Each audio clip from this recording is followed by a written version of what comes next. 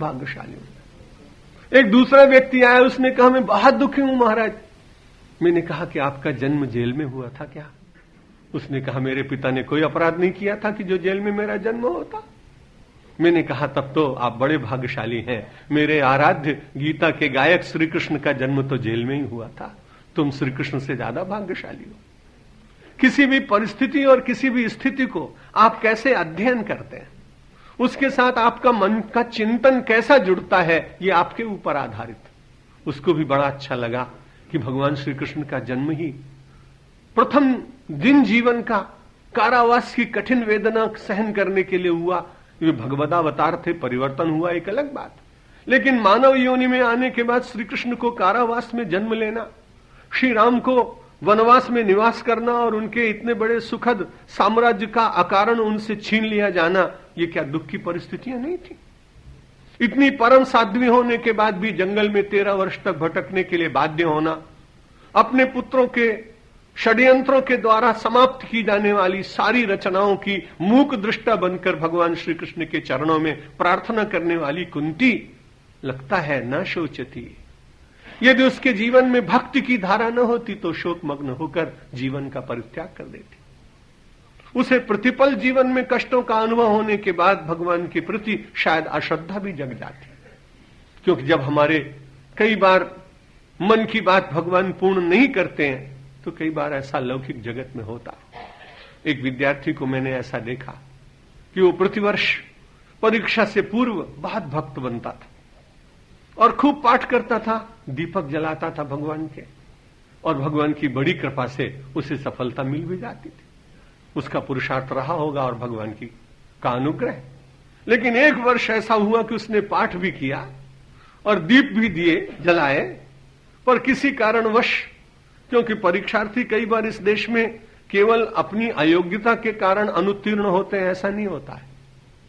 परीक्षा लेते समय परीक्षक जिस समय उत्तर पुस्तिका देख रहा हो उस समय उसका मूड ठीक होना चाहिए।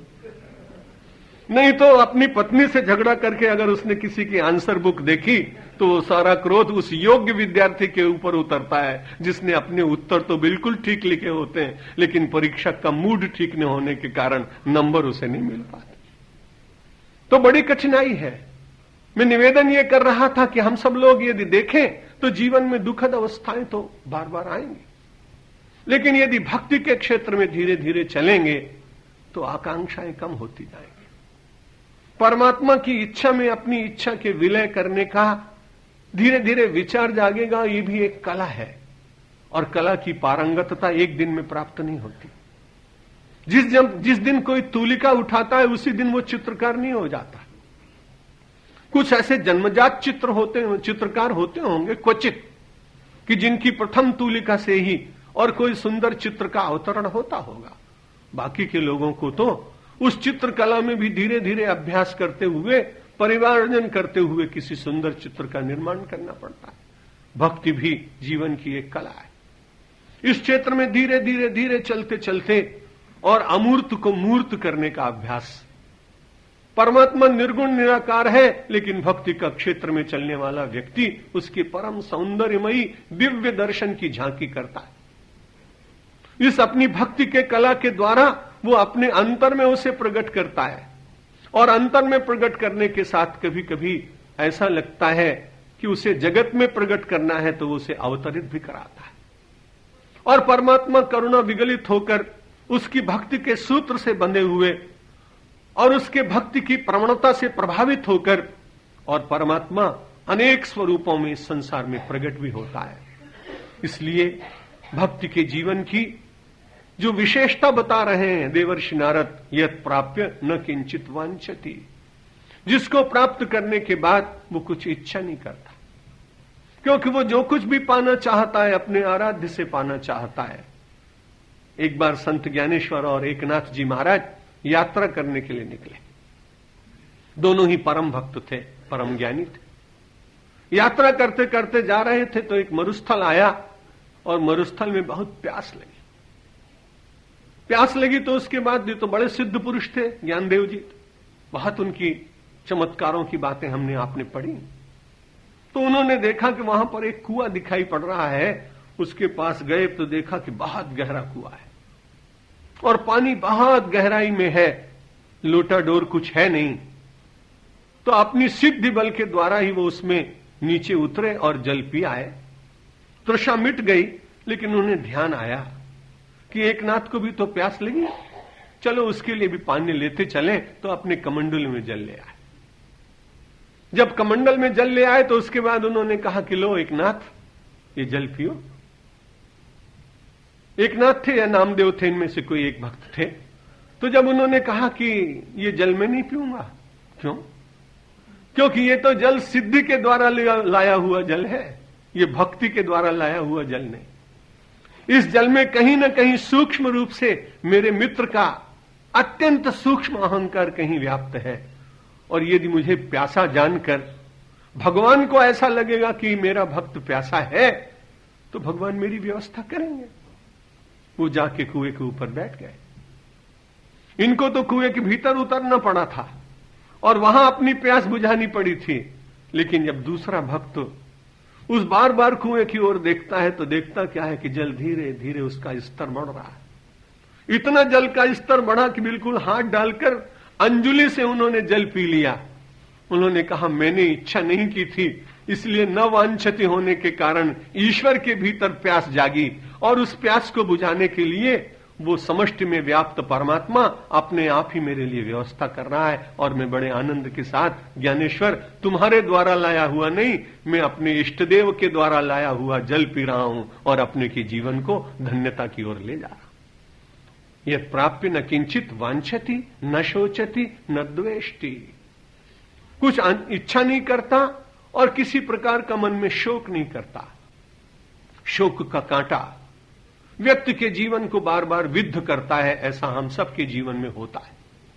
लेकिन यदि नियमित और बड़ी श्रद्धा और विश्वास के साथ, भक्ति के साथ जीवन में हम अपना जीवन चलाने का यत्न करें, तो भक्ति अपने आप ही एक बहुत बड़ा कवच बन जाती। पुराने जमाने में जब लड़ाइयां हुआ करती थी, तब लोग कवच पहना करते थे, और कवच के ऊपर यदि कोई शस्त्र प्रहार करे तो कवच के ऊपर होता था और देह बच जाती थी। यदि विचार करके देखें तो भक्ति केवल भक्ति नहीं है, मानव जीवन का कवच। और उसके ऊपर जब सुख और दुख के बाणों का प्रहार होता है, तो यदि भक्ति कवच बन गई मेरे और आपके जीवन की, तो आप निश्चित मानिए कि वे सुख और दुख के बाण व्यक्ति को प्रभावित नहीं करेंगे। और आदर्श जो एक स्थिति है, जिसको स्थित प्रज्ञ कहा जाता है, जिसे समत्वयोग कहा जाता है, उस समत्वयोग में स्थित हो जाने की शक्ति भक्ति के द्वारा भी प्राप्त होती है। यह प्राप्य न किंचित वांछति न शोचति न द्वेष्टि। और तीसरी बात कही देवर्षि नारद ने कि भक्त कुछ वांछना नहीं करता, भगवान को ज्ञात हो जाता है कि इसकी इच्छा क्या है, और सात्विक इच्छा होती तो अपने आप पूर्ण करता है। आप परिवार वाले लोग हैं, जब आपका बालक 2-3 वर्ष का होता है तो वो कुछ कहता नहीं कि उसकी क्या इच्छा है। लेकिन ये बड़ी विचित्र बात है, यदि होली आई तो उसके अनुरूप आप वस्त्र पहनाते हैं, दिवाली आई तो दिवाली के अनुरूप उसको वस्त्र पहनाते हैं, वसंत का पर्व आया तो उसके अनुरूप आप उसे वस्त्र पहनाते हैं। उसकी अपनी इच्छा नहीं होती है कुछ भी, लेकिन उसके भीतर भी कोई इच्छा होती होगी, ऐसा मानकर एक ममतामयी मां अपने बालक के वस्त्र आभूषणों का प्रबंध करती है, उसके भोजन का प्रबंध करती है, उसके पेय का प्रबंध करती है। आप निश्चित मानिए, यदि भक्ति की शरण में कोई व्यक्ति चला जाए तो उसको लौकिक दृष्टि से भी कुछ हानि होने वाली नहीं। तब परमात्मा ही वास्तव में माता बनकर उसकी इच्छा की पूर्ति करने के लिए विचार करेगा कि इसके लिए क्या योग्य है, इसकी क्या सात्विक इच्छा है, उसको वो पूर्ण करेगा। बंगाल में तो भाग्यशाली हैं आप सब लोग, रामकृष्ण देव का यहां अवतार हुआ, रामकृष्ण देव का, और उन्होंने भक्ति के द्वारा किस प्रकार से साधना करते हुए मां काली की कृपा से अपनी सात्विक इच्छाओं को पूर्ण किया, ये उनके जीवन के संस्मरणों में कई बार उनकी लीलामृत में पढ़ने का अवसर मिला है, और आपने भी पढ़ा होगा। यदि आपकी वांछा समाप्त हो जाए तो आप निश्चित मानिए कि परमात्मा की कृपा से आपकी वांछा को ईश्वर समझकर अपने अंतर में और उसे पूर्ण करने के लिए स्वयं समुपस्थित भी हो सकता है। और तीसरी बात तो बहुत विचारणीय है, यदि मैं भक्त हूं, यदि आप भक्त हैं, यदि कोई भक्त है और यदि वो द्वेष करता है किसी से, तो ये बड़ी कठिन बात है। भक्ति के क्षेत्र में द्वेष का स्थान नहीं, क्योंकि यदि हम किसी से द्वेष करते हैं तो एक बड़ी विचित्र बात यह है कि जिसके संबंध में द्वेषपूर्वक चिंतन किया जाता है उसको हानि हम पहुंचा सकेंगे कि नहीं पहुंचा सकेंगे ये मालूम नहीं और निश्चित नहीं। लेकिन जिस समय हम किसी से द्वेष करते हैं उसी समय हमारे भीतर दाह उत्पन्न होता है। द्वेष और दाह का अनन्य संबंध है। बिना दाह पूर्वक कोई द्वेष किसी से कर नहीं सकता है। जब द्वेष जगेगा तो एक जलन जगती है, एक दाह जगता है। उस दाह के द्वारा जिसके संबंध में द्वेष किया गया वो प्रभावित होगा कि नहीं होता है, होगा, ये बड़ी दूर की बात है। लेकिन जिन क्षणों में हम और आप द्वेष के द्वारा आविष्ट हो जाते हैं, घिर जाते हैं, उन क्षणों का आप अनुभव कीजिए। एक प्रकार की विशेष चंचलता, एक प्रकार की विशेष व्यग्रता, एक प्रकार की विशेष आकुलता मानव के भीतर में जगती है। इसलिए देवर्षि नारद ने कहा, सुख और शांति प्राप्त करने वाला जीवन अपने आप ही अकारण वो दाहकता को क्यों जागृत करे। यत् प्राप्य न किंचित वांछति न शोचति न द्वेष्टि, न तो वो शोक करता है क्योंकि वो मानता है कि परमात्मा के विधान मेरे लिए मंगलमय होंगे, और उस मंगलमय विधान के परिधि को अंतर तक जान पाना ये मानव की सीमित बुद्धि के बाहर की बात है। किसी क्रिया के पीछे परमात्मा की कौन से मंगलमय लीला समाहित है, इसका दर्शन हम और आप अपनी सीमित बुद्धि से जल्दी नहीं कर पाएंगे। इसलिए जब भी शोक के क्षण आ जाएं, मनुष्य होने के कारण वे क्षणिक रूप से मुझे और आपको अभिभूत करें, ये तो संभव है। ये मानवीय दुर्बलता है, और ये मानवीय दुर्बलता जब तक है तभी तक तो हम सिद्ध नहीं है, तब तक हम साधक। और साधक के जीवन में ऐसा सब कुछ घटता है। लेकिन वो शोक हमारे जीवन को संपूर्ण रूप से घेर ले तब हमारी पराजय के क्षण प्रारंभ हो जाएंगे। इसलिए बार बार देवर्षि नारद सावधान करते हैं कि भक्ति के क्षेत्र में चलते हुए आप शोक से अपने को दूर रखने का प्रयत्न करें। संपूर्ण गीता का उपदेश भगवान श्री कृष्ण ने अर्जुन को शोक मुक्त करने के लिए किया। आपको स्मरण होगा जब उसने पूछा कि इतनी संपूर्ण गीता मुझे स्मरण रहेगी नहीं शायद, इसलिए आप संपूर्ण गीता का सार मुझे बता दीजिए। भगवान वहां भी चूके नहीं, भूले नहीं, और फिर से स्मरण कराया कि अर्जुन अब मैं तुम्हें एक अंतिम बात कहता हूं, सर्वधर्मान परित्यज्य मामेकम शरणम व्रज अहम त्वा सर्व पापेभ्यो मोक्षयिष्यामि मा शुच। शोक मत करो। ना देवर्षि नारद भी यही कहते हैं, यत् प्राप्य न किंचित वाच्छति न शोचति, शोक नहीं करता है। भगवान श्री कृष्ण भी गीता में यही बात अर्जुन को कह रहे हैं, मां शुचो, शोक मत करो, परमानंद के अधिकारी बन जाओ, ऐसा नहीं कहा। यह कहा शोक का परित्याग कर दो। जब शोक का परित्याग कर देंगे तो उसके बाद हर्ष तो होगा ही। शोक का परित्याग कर देंगे तो आनंद की अनुभूति तो होगी। शोक के परित्याग करने के पीछे परमानंद की अनुभूति अपने आप अप्रत्यक्ष रूप से विराजमान है, ये स्वयं भगवान श्री कृष्ण के शब्दों से ज्ञात होता है। और भगवान ने मानव के पुरुषार्थ की बड़ी वंदना की है। वो ये कह सकते थे कि अब मैं तुमको शोक मुक्त कर देता हूं, लेकिन उन्होंने कहा कि नहीं, मां शुचा, ये तो तुम्हें करना है। मैं तो केवल एक काम करूंगा, अहम त्वा सर्व पापेभ्यो मोक्षयिष्यामि, मैं तुमको समस्त पापों से छुटकारा दिला दूंगा। मनुष्य की महिमा भगवान श्री कृष्ण ने जितनी जानी शायद कोई दूसरा अवतार नहीं जान पाया। इसलिए भगवान श्री कृष्ण ने अर्जुन को कहा कि तू नर है और श्रेष्ठ नर है, मेरे साथ तेरा स्मरण किया जाता है, नरम नारायणम चैव, इसलिए नारायणम नरम चैव, इसलिए तुझे ध्यान रखना है, शोक नहीं करना। नारद के भक्ति सूत्र भी जीव को बार बार सावधान कर रहे हैं, संबोधित कर रहे हैं, प्रेरणा दे रहे हैं, जीवन का मार्ग बता रहे हैं। यदि आप भक्ति के क्षेत्र में चल रहे हैं तो धीरे धीरे अपनी अभिलाषाओं पर, आकांक्षाओं पर, अपने मनोराज्य पर थोड़ा थोड़ा नियंत्रण करने का प्रयत्न कीजिए। और उसके बाद किसी भी परिस्थिति में शोक मग्न न होइए। और तीसरी बात, न द्वेष्टि, किसी से द्वेष न कीजिए। यदि द्वेष करते हैं तो जलन को आमंत्रित कर रहे हैं। लेकिन कोई आदमी ये कहे कि नहीं, जब कोई अपना अहित करेगा तो द्वेष उसके साथ होगा ही। बस यही तो साधना है। गोस्वामी तुलसीदास जी ऐसे व्यक्ति को साधारण नहीं मानते। प्रायः प्रत्येक सूत्र का संबंध कहीं न कहीं किसी चौपाई के साथ मिल जाता है। गोस्वामी तुलसीदास जी ने कहा, भक्त केवल भक्त नहीं होता है, भक्ति के क्षेत्र में चलते चलते वो संत हो जाता है। वेश नहीं बदलता है, देश नहीं बदलता है, भाषा नहीं बदलती है, उसका परिवेश नहीं बदलता है, लेकिन उसका चिंतन और स्वभाव और व्यवहार बदल जाता है। और उन्होंने कहा, यदि भक्ति के क्षेत्र में चलेंगे तो द्वेष नहीं हो पाएगा। उमा संत की यही बड़ाई कि मंद करत जो करही भलाई न द्वेष्टि। देवर्षि नारद के सूत्र का समर्थन बात के परवर्ती काल में गोस्वामी जी अपनी रामायण के द्वारा कर रहे हैं। उमा, और ये किससे कहा? क्योंकि एक बार उमा के मन में द्वेष हुआ है, इसलिए भगवान शंकर ने देखा कि मेरे साथ रहने पर भी और पार्वती के मन में लक्ष्मी के प्रति द्वेष कैसे जाएगा। और उन्होंने कहा कि देखिए उनके पास कितनी संपन्नता है, कितने अच्छे भवन हैं, कितने आभूषण हैं, और हमें निरंतर यहां रहते रहते आपके साथ गुफा में राख लपेटते कितने वर्ष व्यतीत हो गए। इसलिए एक सूक्ष्म सा द्वेष का भाव लक्ष्मी के प्रति जागा।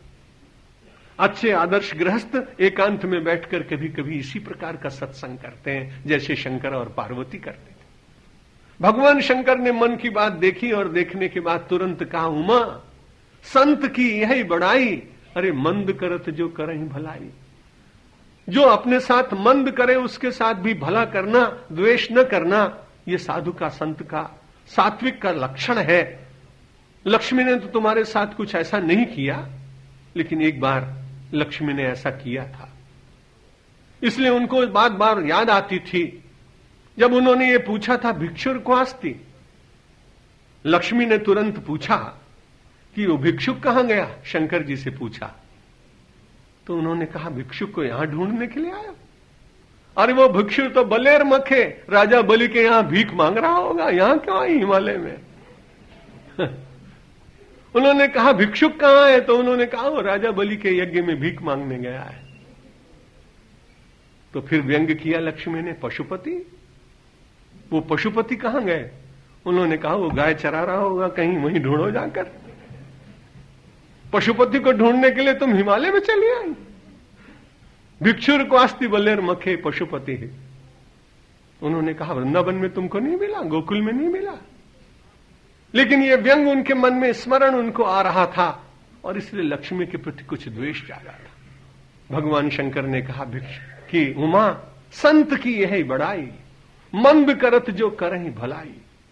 पार्वती, उमा, वास्तव में सात्विक लोगों की तो इसी में श्रेष्ठता है कि यदि किसी ने मंद भी किया तो उसका विस्मरण करें। ढूंढने के लिए चले थे, संत को कहा गया था कि ढूंढ के आओ कि सबसे श्रेष्ठ संत कौन है, सबसे बड़ा देवता कौन है। तो इसलिए जब ढूंढने के लिए गए तो जाने के बाद में सबसे पहले ब्रह्मा के यहां गए। जब ब्रह्मा के यहां गए तो थोड़ा तिरस्कार हुआ। शंकर जी के यहां गया वो व्यक्ति तो सांपों की फुफकार ने उसको भगा दिया। जब वही व्यक्ति विष्णु के यहां गया तो विष्णु जी सो रहे थे, नाम आप जानते हैं, भृगु उनका नाम था। तो उन्होंने बड़ी जोर से कस के छाती पर लात मारी तो उसके बाद तुरंत भगवान विष्णु ने उनके चरण पकड़ लिए और कहा, महाराज मेरा वक्षस्थल तो बड़ा कठोर है, यदि मैं अपना वक्षस्थल कठोर न रखूं तो मैं राक्षसों का विनाश नहीं कर सकता हूं। इसलिए वैसे भगवान का हृदय तो बहुत कोमल, भक्तों के ऊपर कितनी जल्दी विगलित होते हैं, लेकिन भृगु को कहीं कष्ट न हो इसलिए उन्होंने कहा, महाराज आपने मेरी छाती पर लात मारी, लेकिन मेरा वक्षस्थल तो बड़ा कठोर और आपके चरण बहुत कोमल, आपको बड़ी चोट लगी होगी। भृगु लौट कर आए, उन्होंने कहा, संसार में सबसे बड़ा जो देवता है वो विष्णु है। क्षमा बड़न को चाहिए, छोटन को अपराध। और कहा विष्णु को घट गयो जो भृगु मारी लात। वो चाहते तो भृगु के साथ द्वेष कर सकते थे, लेकिन देवर्षि नारद तो भक्ति की बात कहते हैं और भगवान तो भक्ति प्रदान करते हैं, इसलिए वो बात उनके जीवन में परिलक्षित होनी चाहिए। यत् प्राप्य न किंचित वांछति न शोचति न द्वेष्टि। वो किसी से द्वेष नहीं करता। भगवान ने इतना अपमानजनक शिष्टाचार विहीन कार्य होने पर भी और अपने मन के भीतर जरा भी कुछ विचार नहीं किया। इसलिए हम सब लोगों को इस सूत्र से प्रेरणा लेनी चाहिए। जीवन को वास्तव में जीवन में क्या प्राप्त करना है, क्या लब्ध्वा, क्या ग्रहण करना है, इन सब बातों का विचार करना चाहिए। नहीं तो हम सब लोगों का जीवन कांच की रिच बदलेते ले ही और करते डार्य परसमणि दे। पारसमणि प्राप्त करने का अवसर है और उसके बदले में कांच के टुकड़े एकत्र करेंगे तो बाद में पश्चाताप करना पड़ेगा। राजा एक बड़ा अच्छा था, उसने अपने एक मंत्री से कहा, तुम जाओ और मेरे राज्य में जो 5 मूर्ख हों उन्हें तुम लाओ ढूंढ के। उसने कहा ये मंत्री का काम है, लेकिन राजा बड़ा कठोर शासक था। चला, जब चला तो उसने देखा कि एक व्यक्ति एक वृक्ष के ऊपर खड़े होकर और उसी टहनी को काट रहा है, इसलिए उसको कहा तुम चलो, ये तो बहुत अच्छा हुआ, एक प्रथम मूर्ख मिल गया। और फिर ढूंढते ढूंढते उसको एक दूसरा मूर्ख भी मिल गया जो अपने जीवन को व्यसनों में डालकर और नालियों पर पड़ा और उसे भ्रष्ट करने का यत्न कर रहा था। एक दूसरा मूर्ख भी मिल गया जो व्यर्थ की ही बातों में अपने जीवन को नष्ट कर रहा था। उसने कहा 3 मिल गया, पर्याप्त है, आगे बात समझा लेंगे। 4 महीने बीत गए, पहुंचा, उसने कहा मूर्ख मिल गए। उसने कहा पहला मूर्ख ये वृक्ष की शाखा पर खड़ा था, पेड़ की और स्वयं काट रहा था। दूसरा ये अपने जीवन और वस्त्रों को लथपथ किए हुए था, व्यसनों में पड़ा था। तीसरा ये, तो बोला चौथा मैं हूं कि जिसने मूर्खों की तलाश में अपने जीवन के 4 महीने व्यतीत कर दिए। बोला 5वां, उसने कहा अगर आप फांसी की सजा न दें तो मैं बताऊं। बोले बिल्कुल। बोले 5वें आप, कि कोई अच्छी बात का तो पता लगाने के लिए मुझे दिया नहीं, मूर्खों की खोज करने के लिए मुझको भेज दिया। अब विचार करिए, यदि मानव के क्षण ऐसे सुंदर मिले हों और उन सुंदर क्षणों का उपयोग केवल कांच किरिच बदलेते ले ही करते डारी परसमन दे ही ताहि कबहु भल कहे न कोई गुंजा ग्रहई परसमन खोई। गोस्वामी तुलसीदास जी महाराज कहते हैं पारसमणि मिली है, इसका उपयोग करना, इसे पाने का प्रयत्न करना पारसमणि से भी श्रेष्ठ भक्तिमणि है। और उस भक्तिमणि को प्राप्त करने के लिए मनुष्य को निरंतर यत्न करना चाहिए। यत्न तब तक हो ही नहीं सकेंगे पूर्ण जब तक आपके मन में कहीं भी अहंकार का लेश भी है, और उस अहंकार का विनाश हो ही नहीं सकता जब तक आपके भीतर अहम भाव और मम भाव का विसर्जन न हो। और अहम भाव और मम भाव का विसर्जन तब तक हो नहीं सकता जब तक आप न बोले अब सौंप दिया इस जीवन का सब भार तुम्हारे हाथों में, सब भार तुम्हारे हाथों में है, जीत तुम्हारे हाथों में और हार तुम्हारे हाथों में और हार तुम्हारे हाथों। मेरा निश्चय बस एक यही, एक बार तुम्हें पा जाऊं मैं, एक बार जाऊं मैं, अर्पण कर दूं दुनिया भर का सब प्यार तुम्हारे हाथों में, सब प्यार तुम्हारे हाथों। जो जग में रहूं तो ऐसे रहूं जो जल में कमल का फूल रहे, ज्यों जल में कमल का फूल। मेरे सब गुण दोष समर्पित हो, करतार तुम्हारे हाथों में, भगवान तुम्हारे हाथों में। यदि मानव का मुझे जन्म मिले, तो तव चरणों का पुजारी बनूं, तो तव चरणों का पुजारी बनूं। इस पूजक की एक एक रग का होतार तुम्हारे हाथों में, होतार तुम्हारे हाथों में। जब जब संसार का कैदी बनूं, निष्काम भाव से कर्म करूं, निष्काम भाव से कर्म करूं। फिर अंतस्मय में प्राण तजूं, निराकार तुम्हारे हाथों में, साकार तुम्हारे हाथों में। मुझ में तुझ में बस भेद यही, मैं नर हूँ तुम नारायण हो, मैं नर हूँ तुम नारायण हो। मैं हूँ संसार के, संसार तुम्हारे हाथों में, संसार तुम्हारे हाथों में। अब सौंप दिया इस जीवन का सब भार तुम्हारे हाथों में, सब भार तुम्हारे हाथों में। है जीत तुम्हारे हाथों में, और हार तुम्हारे हाथों में, और हार तुम्हारे हाथों में। शंकर भगवान की, रामचंद्र भगवान की, कृष्णचंद्र भगवान की, जगदम्बे माता की, पवन सुत हनुमान की, सनातन धर्म की, भारत माता की, सब धर्मों की, सब संतों की। ओम नमः पार्वती पतये, हर हर महादेव।